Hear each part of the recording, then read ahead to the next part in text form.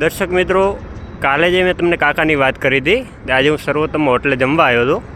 તે કાકા અહીંયા જે આપણે કાલે બસ સ્ટેશનના કાકાની વાત કરી હતી ને, કાકા અહીંયા જમતા હતા. એટલે આ સર્વોત્તમ હોટલે હું આવ્યો હતો જમવા માટે. ત્યાં કાકા અહીંયા જમતા હતા. મિત્રો, કાલે જે બસ સ્ટેશનની વાત કરી હતી એ આપણે કાકાની મુલાકાત કરીએ.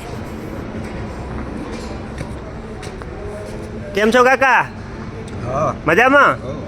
કાલે આપણે વિડીયો ઉતાર્યો ખબર છે ને, પોપટભાઈ વાળો, પોપટભાઈ સાથે જવાનું છે. તો અહીંયા જમો હો તમે ડેલી? અહીંયા હોટલવાળા તમને ડેલી જમવાનું આપે છે? બપોરનો ચા અહીંયા આપે છે? અહીંયા જાઓ હો ચા નાસ્તો પાણી કરવા બધું બરોબર? ત્યાં હોટલવાળા તમને ખવડાવે છે એમ ને? ના ના, સરસ સરસ. તો હવે જવું છે ને પોપટભાઈ સાથે?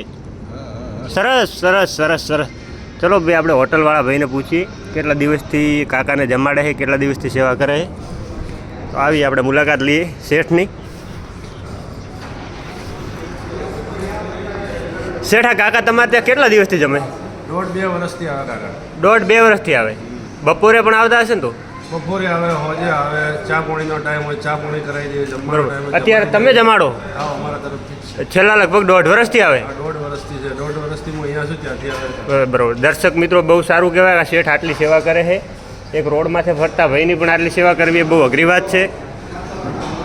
જોઈ શકો છો મિત્રો તમે, શેઠ એમ ખુદ કહે છે કે 1.5 વર્ષથી કાકા આવે છે.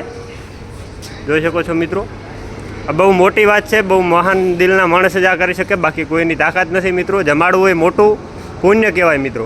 જોઈ શકો છો કાકા. તો પ્લીઝ મિત્રો, વધુમાં વધુ શેર કરો કે પોપટભાઈ સાથે આ વિડીયોને પહોંચાડો. Please, I request you, please. તો હેલ્પ મી, કાકાને હેલ્પ કરો. જય માતાજી.